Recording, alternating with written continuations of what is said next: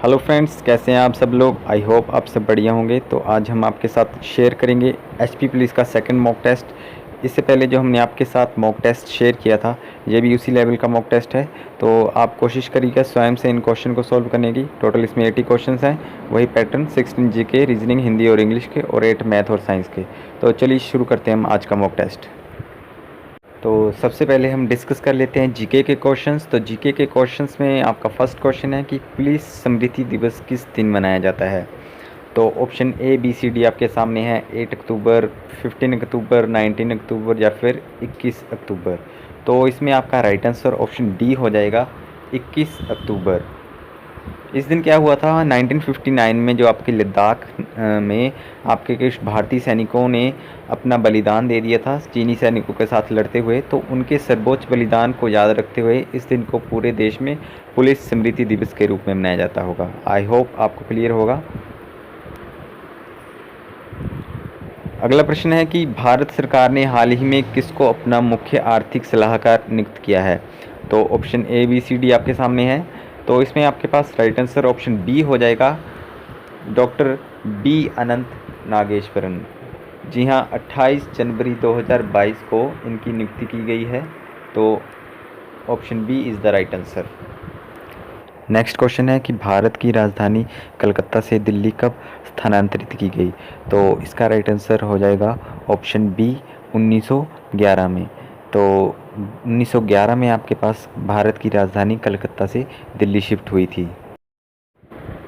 Next question है कि भारत की स्वतंत्रता के समय गवर्नर जनरल कौन थे। तो भारत की स्वतंत्रता के समय जो आपके गवर्नर जनरल थे वो थे आपके लॉर्ड माउंटबेटन। तो ऑप्शन डी आपके पास राइट आंसर हो जाएगा। नेक्स्ट क्वेश्चन है कि किस गुप्तकालीन शासक को कविराज कहा गया है। तो जो आपके समुद्रगुप्त थे उन्हें कविराज की उपाधि दी गई थी। तो ऑप्शन सी यहाँ पे आपके पास राइट आंसर हो जाएगा। अगला प्रश्न है कि शिवाजी की मंत्री परिषद में प्रधानमंत्री को क्या कहा जाता था। तो उनको पेशवा के नाम से पुकारा जाता था। तो ऑप्शन बी यहाँ पे राइट आंसर हो जाएगा, पेशवा। अगला प्रश्न है कि बांदीपुर राष्ट्रीय उद्यान किस राज्य में स्थित है। तो जो आपका बांदीपुर राष्ट्रीय उद्यान है वो आपका कर्नाटक राज्य में स्थित है। तो ऑप्शन सी यहाँ पे राइट आंसर हो जाएगा। नेक्स्ट क्वेश्चन है कि पृथ्वी के वायुमंडल का सर्वाधिक घनत्व किस पर होता है। तो बेसिकली जो आपका ट्रोपोस्फेयर होती है, जिसे हिंदी में सौरमंडल कहते हैं, उसमें ही जो वायुमंडल का सर्वाधिक घनत्व है वो डिपेंड करता है। तो ऑप्शन डी यहाँ पे राइट आंसर हो जाएगा। नेक्स्ट क्वेश्चन है मानसरोवर यात्रा के लिए निम्न में से किस तरह से मार्ग है। Option A B C D आपके सामने है।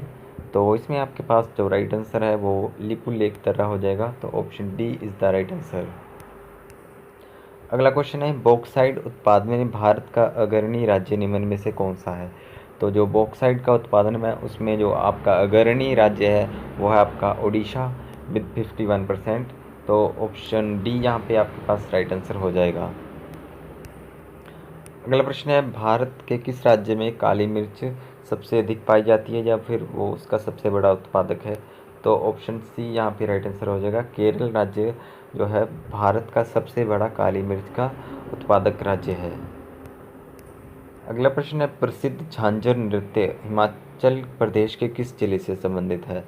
तो जो आपका झांझर नृत्य है वो आपका चंबे से संबंधित है। तो ऑप्शन बी यहाँ पे राइट आंसर हो जाएगा।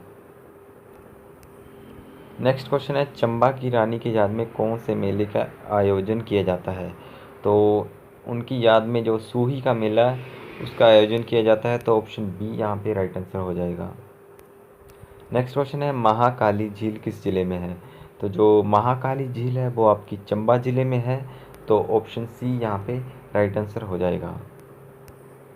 नेक्स्ट क्वेश्चन है महल मोरिया नामक ऐतिहासिक स्थल जहाँ संसार चंद और गोरखों के बीच युद्ध हुआ था, तो वो आपको बतानी है किस जगह पे है। तो वो आपकी जो महल मौर्य नामक स्थान है वो आपका हमीरपुर में है।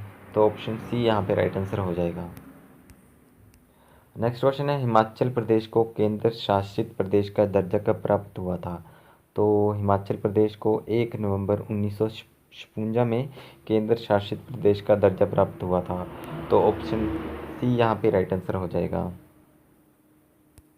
चलिए अब डिस्कस कर लेते हैं मैथ्स के क्वेश्चंस। तो फर्स्ट क्वेश्चन आपके सामने है कि एक कुर्सी को रुपये 873 में बेचने से विक्रेता को 10% हानि होती है, तो कुर्सी का क्रय मूल्य कितना है। तो सिंपली आपने ऐसे क्वेश्चन में CP को 100 मान लेना है। तो CP आपके पास आ गया 100, ठीक है। अब 100 का 10% 10 ही होता है, तो SP कितना आ जाएगा 90। तो 90 की वैल्यू आपके पास है 873, तो 100 की आपने निकालनी है। तो फिर 100 की वैल्यू कितनी हो जाएगी 873 बटे 90 गुना 100। अब 0 से 0 कट गया, ठीक है। 9 से 873 कट जाएगा 97 बार में, तो 97 गुना 10 970। तो ऑप्शन ए यहाँ पे आपके पास राइट आंसर हो जाएगा। नेक्स्ट क्वेश्चन है कि 130 का कितना प्रतिशत 11.7 होगा। तो सिंपल क्वेश्चन है, तो आपके पास क्या आ जाएगा 130 गुना में क्वेश्चन मार्क, ठीक है, अपॉन में 100 और इक्वल टू 11.7, ठीक है। तो 0 से 0 कट गया, 13 से 117 कट गया 0.9 बार में, तो 10 उधर जाके मल्टीप्लाई हो जाएगा तो 9 बन जाएगा। तो क्वेश्चन मार्क के स्थान पर आ जाएगा 9। तो ऑप्शन ए आपके पास राइट आंसर हो जाएगा। नेक्स्ट क्वेश्चन है कि एक धारा की दिशा में 44 किलोमीटर जाने में 4 घंटे लगाता है और धारा के विपरीत 30 किलोमीटर जाने में 10 घंटे लगाता है। यदि धारा की चाल 4 किलोमीटर प्रति घंटा हो तो नाव की चाल शांत जल में ज्ञात कीजिए। आपको पता होगा कि अगर धारा की दिशा में जाएं तो नाव की चाल और धारा की चाल प्लस होंगे और विपरीत दिशा में माइनस होंगे, ठीक है। तो फर्स्ट केस ले लेते हैं डाउन स्ट्रीम वाला। तो धारा की चाल आपको 4 दे रखी है, तो नाव की चाल आप x मान लीजिए, ठीक है। तो x प्लस 4 आपके पास आ गई डाउन स्ट्रीम की स्पीड। अब डाउन स्ट्रीम में स्पीड का फॉर्मूला होता है डिस्टेंस अपॉन टाइम। तो डिस्टेंस है 44, ठीक है, और टाइम है 4। तो 4 से 44 11 बार में कट जाएगा, ठीक है। तब मतलब कि x प्लस 4 आपके पास आ गया 11। तो x कितना आ जाएगा 11 माइनस 4 मतलब कि 7। तो ऑप्शन सी आपके पास राइट आंसर हो जाएगा। अगला प्रश्न है कि यदि किसी वर्ग की भुजा दोगुनी कर दी जाए तो क्षेत्रफल क्या होगा। ऑप्शन ए 2 गुना हो जाएगा, 4 गुना, 8 गुना या 16 गुना। मान लीजिए आपके पास साइड दे रखी है 2, ठीक है। तो इसका एरिया क्या हो जाएगा इसलिए का 4, ठीक है। अब बोल रहा है कि साइड को डबल कर दी जाए, मीन साइड आपकी 4 हो जाए, तो क्षेत्रफल कितना हो जाएगा 4 चौके 16, ठीक है। पहले क्षेत्रफल 4 था, ठीक है। तो अब क्षेत्रफल 16 हो गया, तो 4 चौके 16, ठीक है। तो क्षेत्रफल कितना हो गया 4 गुना बढ़ गया। तो ऑप्शन बी यहाँ पे आपके पास राइट आंसर हो जाएगा। अगला प्रश्न है 3 वर्ष के बाद 6% प्रति वर्ष की दर से रुपये 5,760 की राशि पर साधारण ब्याज की राशि कितनी होगी। तो सिंपल इंटरेस्ट का क्वेश्चन है। तो सिंपल इंटरेस्ट आपके पास क्या होता है P मतलब कि 5760 और R आपके पास दे रखा है 6 और टाइम दे रखा है 3, ठीक है, डिवाइड बाय 100। अब इसको सोल्व करेंगे तो आपके पास 1036.80 आएगा। तो ऑप्शन बी आपके पास राइट आंसर हो जाएगा। नेक्स्ट क्वेश्चन है कि 171 मीटर लंबी एक रेलगाड़ी 45 किलोमीटर प्रति घंटे की गति से चलते हुए 229 मीटर लंबे एक पुल को कितने समय में पार कर लेगी। तो सिंपली आपको टाइम निकालना है, ठीक है। तो टाइम का फॉर्मूला क्या होता है डिस्टेंस अपॉन टाइम, ठीक है। यहाँ पे डिस्टेंस क्या आ जाएगा रेलगाड़ी की लंबाई प्लस पुल की लंबाई, मतलब कि 171 प्लस 229, ठीक है। तो 171 प्लस 229 आपके पास 400 आ गया, 400 मीटर आपके पास डिस्टेंस आ गया। स्पीड आपकी किलोमीटर प्रति घंटे में दी है, तो इसको कन्वर्ट कर लेंगे मीटर प्रति सेकंड में। तो मतलब कि 45 गुना 5 कर लेंगे, तो ऊपर में 18 कर लेंगे, ठीक है। तो 5 से 400 कट गया 80 बार में, और 5 9 45, तो 5 16 80, तो 9 दूनी 18, ठीक है। तो 16 दूना 32। तो ऑप्शन सी आपके पास राइट आंसर हो जाएगा 32 सेकंड। नेक्स्ट क्वेश्चन है कि सिंप्लीफिकेशन का क्वेश्चन है। आप सबसे पहले इन क्वेश्चन में क्या करेंगे, सबसे पहले ब्रैकेट सॉल्व करेंगे। तो सबसे पहले छोटी ब्रैकेट सॉल्व करेंगे, तो 21 को 7 से डिवाइड करेंगे तो 3 आ जाएगा, ठीक है, 3। तो अब बड़ी ब्रैकेट सॉल्व कर लेंगे, तो 15 को डिवाइड करेंगे 45 से, तो 15 3 45, एक का 3 आ गया, 3 3 9, ठीक है। तो 3 प्लस 3 आ गया यहाँ पे, 3 प्लस 3, 3 प्लस 3 6 हो गया। तो बाहर में कितना था 7 3 21, 21 प्लस 6, 21 + 6 आपके पास आ गया 27। तो option C is the right answer. अगला क्वेश्चन है कि 4 घंटियाँ 6, 8, 12 व 18 सेकंड के अंतराल पर बजती हैं। यदि वे एक साथ 12 बजे बजना शुरू होती हैं तो वह न्यूनतम समय क्या होगा जब वे दोबारा से एक साथ बजेंगी। तो सिंपल क्वेश्चन है, आपने सबसे पहले इन चारों का एलसीएम निकाल लेना है। ठीक है, 6, 8, 12 और 18, इसका एलसीएम आपके पास आएगा 72। मीन्स 72 सेकंड के बाद फिर से दोबारा से एक साथ वही बजेंगी। ठीक है, तो 72 सेकंड आ गया। इसका मतलब कि 72 सेकंड कितना होता है आपका, 1 मिनट 12 सेकंड। तो ऑप्शन ए आपके पास राइट आंसर हो जाएगा। तो चलिए अब हम डिस्कस कर लेते हैं साइंस के क्वेश्चंस। तो साइंस के क्वेश्चंस में फर्स्ट क्वेश्चन आपके सामने है, stethoscope work on which principle. तो बेसिकली जो आपका स्टेथोस्कोप होता है वो आपका रिफ्लेक्शन ऑफ साउंड पे वर्क करता है। तो ऑप्शन सी आपके पास यहाँ राइट आंसर हो जाएगा, रिफ्लेक्शन ऑफ साउंड, जिसे हम ध्वनि का परावर्तन भी कहते हैं। नेक्स्ट क्वेश्चन है कि what is the percentage of methane in biogas. तो बेसिकली जो मीथेन की परसेंटेज होती है बायोगैस में वो वेरी करती है 40 to 70%, लेकिन एवरेज देखें तो आपके पास 60% जो है वो राइट आंसर हो जाएगा। अगला क्वेश्चन है कि electric current in a metal wire is due to the flow of dash. तो बेसिकली जो आपका इलेक्ट्रिक करंट होता है वायर में वो आपका बेसिकली इलेक्ट्रॉन्स के फ्लो के कारण ही होता है। तो ऑप्शन ए यहाँ पे आपके पास राइट आंसर हो जाएगा, इलेक्ट्रॉन्स। नेक्स्ट क्वेश्चन है कि दूध को दही बनाने के लिए किस बैक्टीरियम का प्रयोग किया जाता है।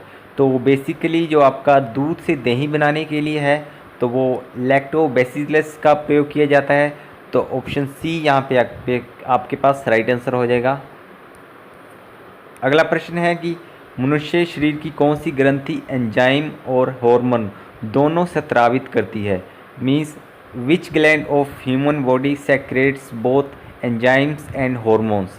तो इसमें आपके पास राइट आंसर ऑप्शन ए हो जाएगा, पैनक्रियास, जिसे अग्नाशय और पाचक ग्रंथि भी कहा जाता है।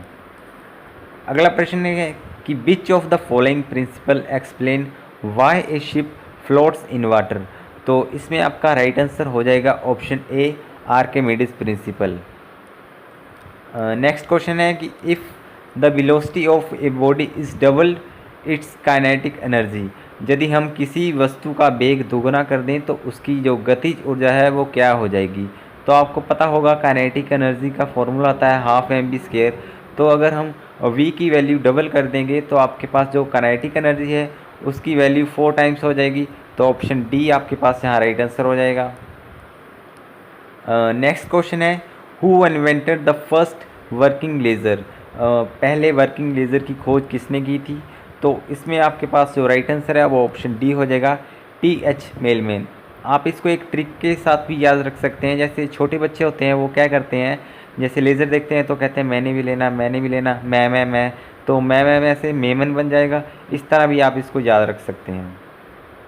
तो चलिए अब डिस्कस कर लेते हैं रीजनिंग के क्वेश्चंस। तो आपके पास क्वेश्चन 1 से 3 तक आपको निर्देश दिया गया है कि नीचे दिए गए प्रश्नों के उत्तर देने के लिए इस जानकारी को ध्यान से पढ़िए, फिर इन क्वेश्चन के आंसर आपने देने हैं। तो चलिए ध्यान से पढ़ लेते हैं क्या जानकारी दी है हमारे पास। तो दिया है कि ABCDE नाम के 5 व्यक्ति हैं, उनमें एक प्रोफेसर है, एक मैनेजर और एक अन्य अधिवक्ता है। C तथा E अविवाहित महिलाएं हैं। ठीक है, तो लिख लेंगे साथ साथ। ठीक है, एक प्रोफेसर हो गया हमारे पास, ठीक है, और एक हो गया मैनेजर और एक हो गया अधिवक्ता। ठीक है, और C और E आपके पास होगी अविवाहित महिलाएं। ठीक है, C E महिलाएं तो नेगेटिव निशान ऊपर लगा दिया, जो काम नहीं करती। ठीक है, महिलाओं में से कोई भी मैनेजर और प्रोफेसर नहीं है, मतलब कि महिलाएं C और E तो मैनेजर प्रोफेसर नहीं है। अब आके दिया है कि एक विवाहित जोड़ी भी है, इसके अलावा एक और महिला होगी जिसमें D पति है। ठीक है, अब आगे है कि B ना तो मैनेजर है ना ही अधिवक्ता, मीन्स ना B मैनेजर होगा ना अधिवक्ता, तो मतलब B क्या होगा, B आपके पास हो जाएगा प्रोफेसर। ठीक है, B प्रोफेसर आ गया। अब D पति दिया हुआ है। ठीक है, अब बोला है कि जो महिलाएं हैं मैनेजर और प्रोफेसर नहीं हो सकती, तो मतलब D आपके पास आ गया मैनेजर। ठीक है, और बचा आपके पास A, तो मतलब A जो होगी वो D की पत्नी होगी। अब देख लेते हैं क्वेश्चन क्या है। फर्स्ट क्वेश्चन है प्रोफेसर कौन है, तो प्रोफेसर आपका बी आ गया, तो ऑप्शन सी आपके पास राइट आंसर हो जाएगा। अगला है कि डी की पत्नी कौन है, डी की पत्नी ए आ गई, तो बी आंसर आ गया। अगला है कि मैनेजर कौन है, तो मैनेजर आपका आ गया डी, तो ऑप्शन ए आपके पास राइट आंसर हो जाएगा। नेक्स्ट क्वेश्चन है कि जैसे पुस्तक का रिलेशन शेल्फ से है, ऐसी कपड़े का रिलेशन किससे होगा। तो जैसा कि पुस्तकें हम शेल्फ में रखते हैं, तो कपड़े हम कहाँ रखते हैं, कपड़े हम कवर्ड में रखते हैं, तो इसका ऑप्शन ए राइट आंसर हो जाएगा। ठीक है, नेक्स्ट क्या है, नेक्स्ट है कि सी माता है ए और बी की, तो सी आपके पास माता आ गई ए और बी की। ठीक है, सी पर नेगेटिव। यदि डी पति है बी का, तो बी का पति डी आ गया। ठीक है, प्लस नेगेटिव। तो सी कौन होगी डी की, तो सी डी की सास हुई, तो ऑप्शन सी आपके पास राइट आंसर हो जाएगा। नेक्स्ट क्वेश्चन है, यदि 15 सितंबर 2000 को शुक्रवार है, तो 15 सितंबर 2001 को क्या होगा। तो सिंपली आपने ऐसे क्वेश्चन कैसे करते हैं आप, कि सबसे पहले देखते हैं कि आपका ये लीप वर्ष है या तो नहीं है। ठीक है, अगर लीप वर्ष है तो आप इसमें +2 कर देते हैं, अगर लीप वर्ष ना हुआ तो +1 कर देते हैं। ठीक है, लेकिन यहाँ पर देखने वाली बात ये भी है कि लीप वर्ष में आपके पास जो फरवरी है उसमें 29 डेज़ होते हैं, लेकिन हम ऑलरेडी 15 सितंबर पर पहुंच चुके हैं, तो फरवरी तो बीत चुका, तो अब लीप वर्ष हो या फिर सिंपल वर्ष हो क्या ही फ़र्क पड़ता है। तो सिंपली इसमें आपने क्या करना है, +1 कर देना है। तो शुक्रवार के बाद कौन सा दिन आता है, शनिवार, तो आपका आंसर क्या होगा, शनिवार। ठीक है, नेक्स्ट क्वेश्चन है कि आपको निम्नलिखित शब्दों में से विषम शब्द चुनना है, तो आपके ऑप्शन है ऑप्शन ए मोती, बी हीरा, सी कोयला या फिर डी ग्रेफाइट। तो सिंपल है, जो आपका हीरा, कोयला और ग्रेफाइट है, इन तीनों में आपके पास क्या पाया जाता है, कार्बन। ठीक है, तो ऑप्शन ए आपके पास यहाँ राइट आंसर हो जाएगा।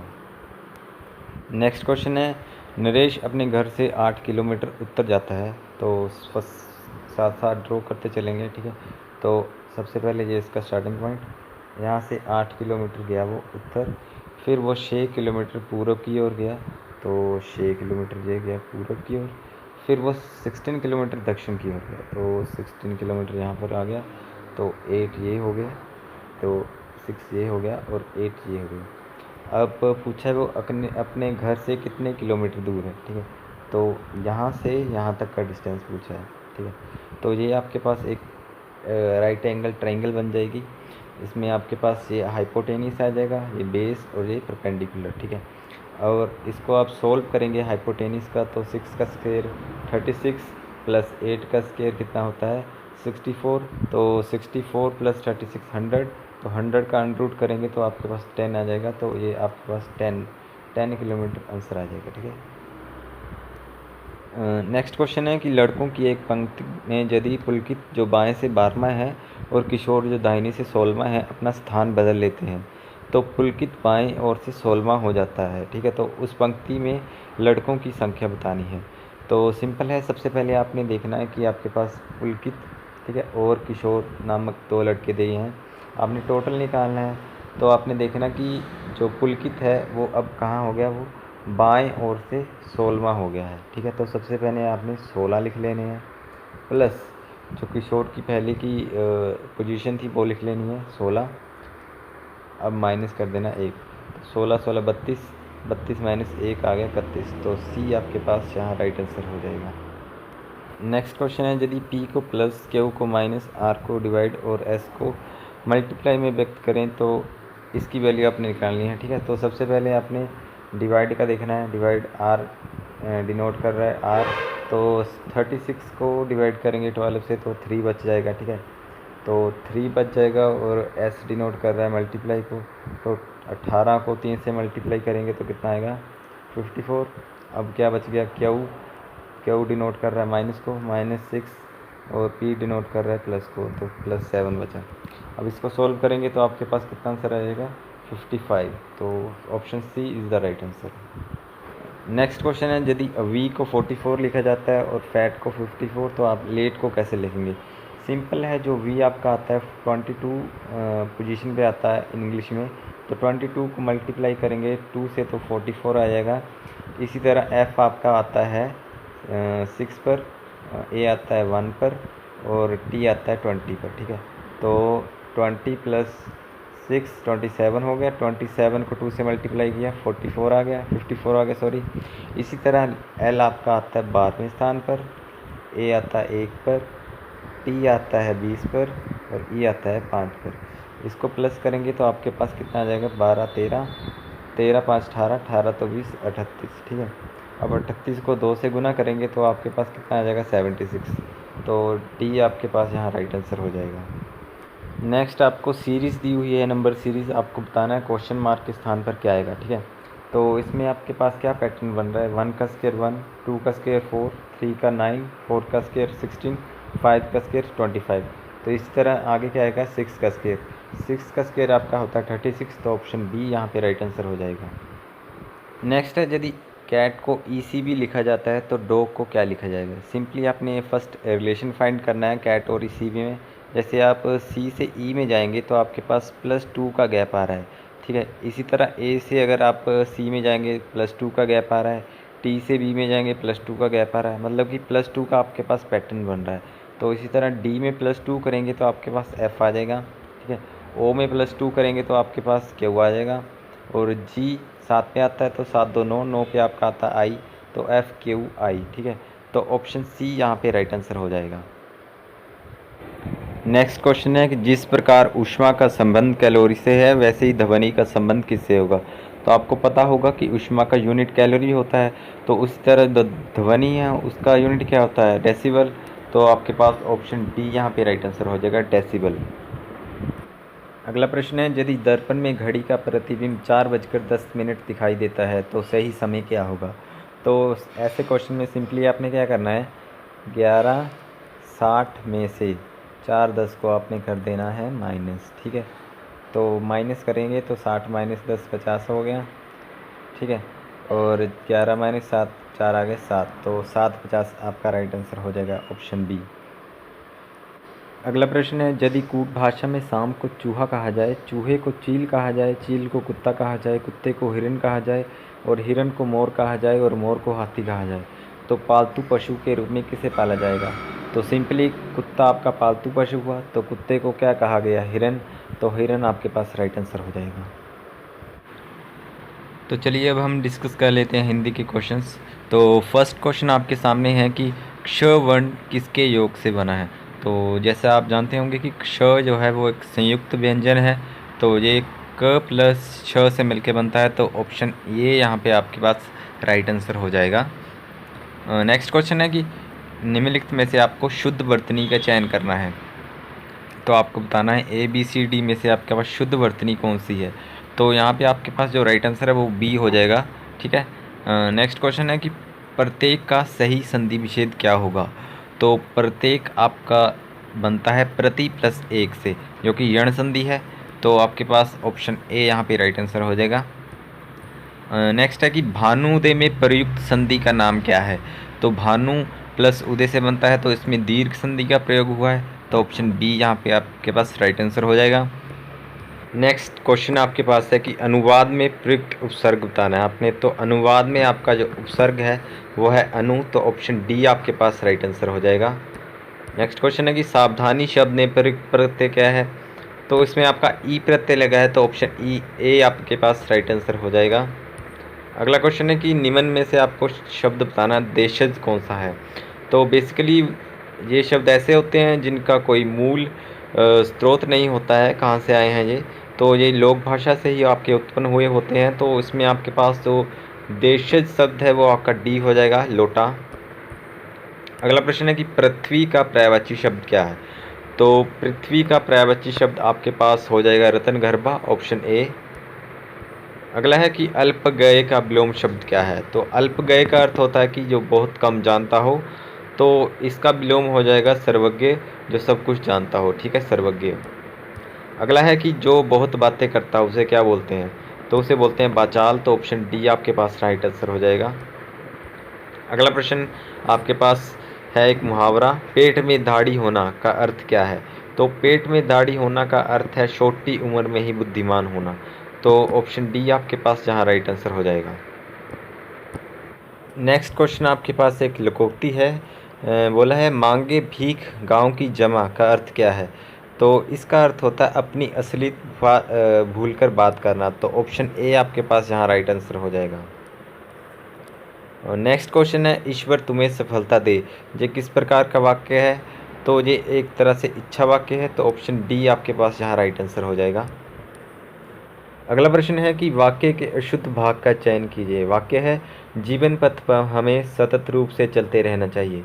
अब आपने बताना कि किस भाग में इसमें अशुद्धि है।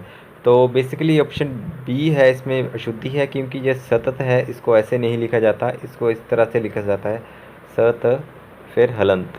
तो ऑप्शन बी आपके पास राइट आंसर हो जाएगा। अगला प्रश्न है कि आपने बताना है किस वाक्य में आपका अपदान कारक है।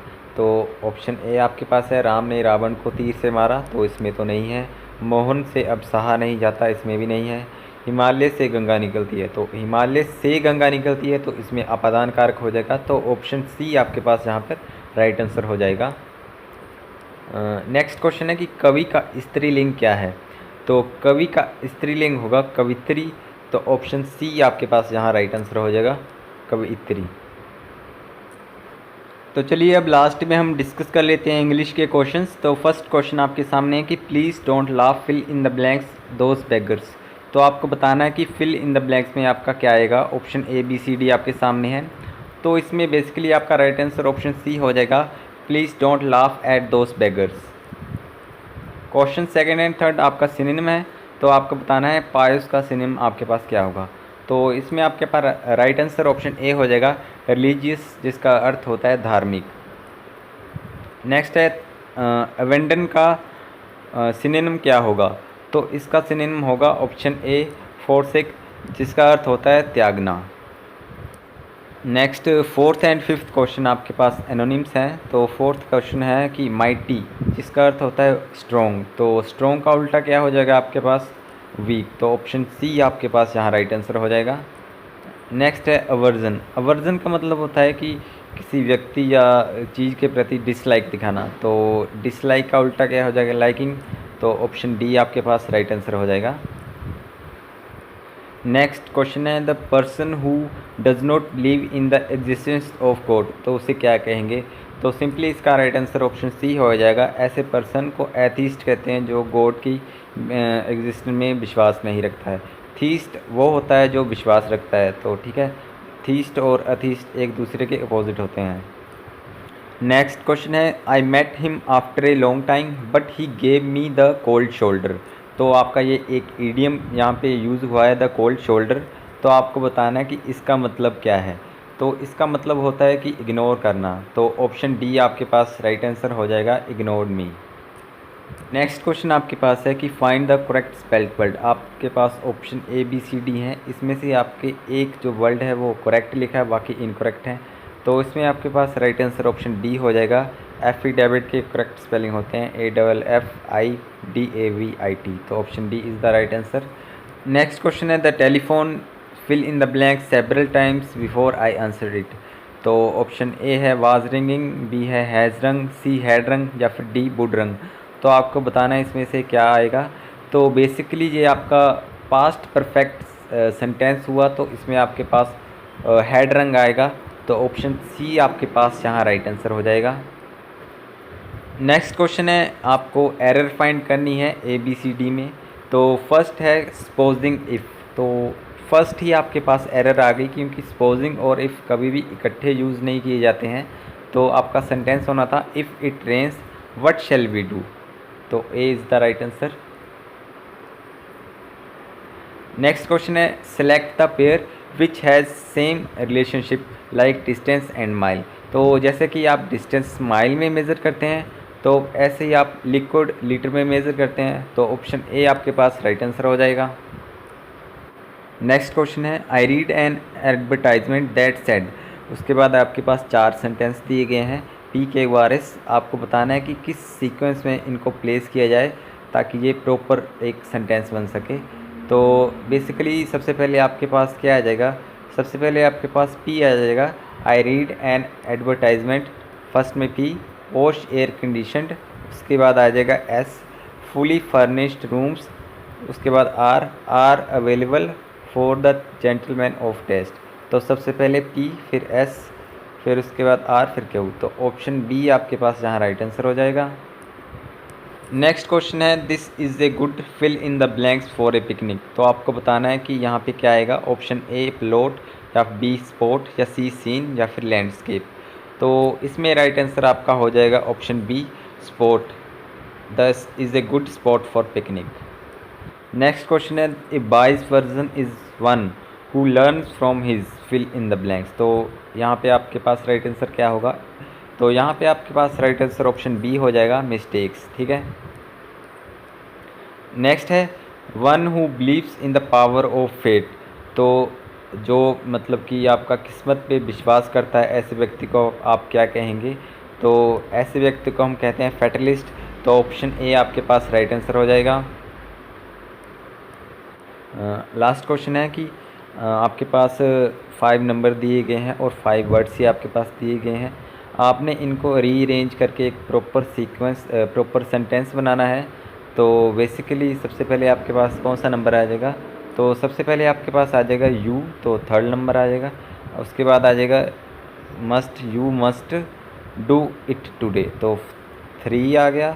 फिर उसके बाद 4 आ गया, फिर उसके बाद 1, फिर 5, फिर 2। तो ऑप्शन ए आपके पास यहाँ राइट आंसर हो जाएगा। तो फ्रेंड्स ये थे आज के हमारे 80 क्वेश्चंस। आई होप आपको ये क्वेश्चंस काफ़ी हेल्प करेंगे। तो आप चाहें तो इन क्वेश्चंस का PDF डाउनलोड कर सकते हैं नीचे दिए गए लिंक से। तो thank you very much for watching this video. Have a nice day, see you soon.